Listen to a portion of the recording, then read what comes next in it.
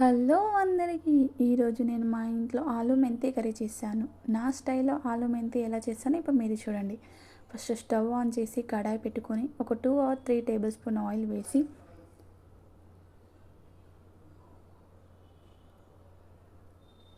Oil వేడయ్యాక కొంచెం జీలకర్ర వేయండి. ఇప్పుడు ఒక 2 ఆనియన్స్ కట్ చేసుకొని ఆనియన్స్ వేసుకోండి. మనం ఆలు కర్రీలో ఎంత ఆనియన్స్ వేస్తే అంత టేస్ట్ చాలా బాగుంటుందండి. కొంచెం సాల్ట్ వేసుకోండి, అప్పుడు త్వరగా కుక్ అయిపోతాయి మీకు. ఇప్పుడు ఒక 2 ఆర్ 3 పచ్చిమిర్చి వేసి కలపండి. మళ్ళీ కొంచెం కరివేపాకు వేయండి. ఇప్పుడు ఆనియన్స్ అనేది మనం గోల్డెన్ కలర్ వచ్చే వరకు ఫ్రై చేయండి. అప్పుడు చాలా టేస్ట్ బాగుంటుందండి.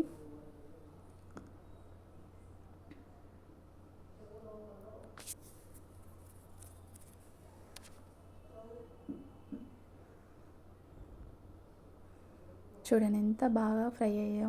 ఇప్పుడు ఒక కప్ మెంతి వేసి ఫ్రై చేయండి. మెంతి అనేది మనం ఆయిల్లో ఎంత మంచి ఫ్రై చేస్తే అంత టేస్ట్ బాగుంటుందండి. మా ఇంట్లో మేము ప్రతి ఒక్క దాంట్లో మెంతి చేసుకొని తింటాం. మెంతి టమాటా చేసుకుంటాం, చికెన్ మెంతి చేసుకుంటాం, ప్రతి ఒక్క దాంట్లో వేసుకొని తింటాం. ఎందుకంటే మా ఇంట్లో అంత ఇష్టం ఆ మెంతి అంటే.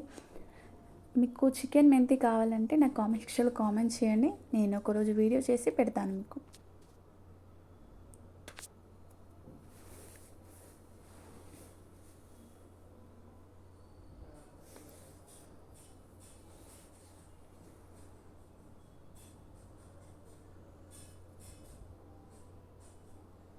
చూడండి ఎంత మంచి ఫ్రై అయ్యాయి. ఇప్పుడు కొంచెం పసుపు వేసుకొని తర్వాత ఆలు వేసుకోండి. ఆలు వేసుకొని మంచిగా కలపండి. మనం ఆలు కట్ చేసేటప్పుడు కొంచెం సాల్ట్ వేసి కడిగినామనుకోండి, అప్పుడు త్వరగా కుక్ అవుతాయండి ఆలూస్. ఒకసారి మీరు కూడా ట్రై చేయండి. ట్రై చేసి కామెంట్ సెక్షన్లో కామెంట్ చేయండి నాకు కూడా.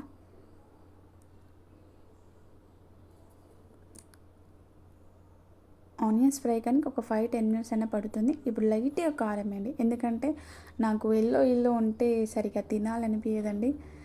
అందుకే లైట్ కలర్ కోసమన్నా నేను కొంచెం కారం వేసాను. మీకు కావాలంటే వేసుకోవచ్చు, లేదంటే అలానే వదిలేయచ్చు, అలానే మంచిగా ఫ్రై చేయొచ్చు. మీకు కనుక ఈ వీడియో నచ్చినట్టయితే నాకు లైక్ చేయండి, కామెంట్ చేయండి, సబ్స్క్రైబ్ చేసుకోండి.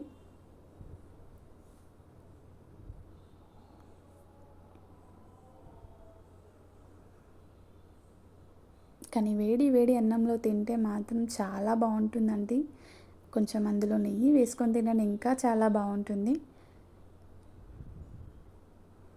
అయిపోయింది. ఇప్పుడు కొత్తిమీర వేసుకొని సర్వ్ చేసుకొని తింటే అయిపోతుంది.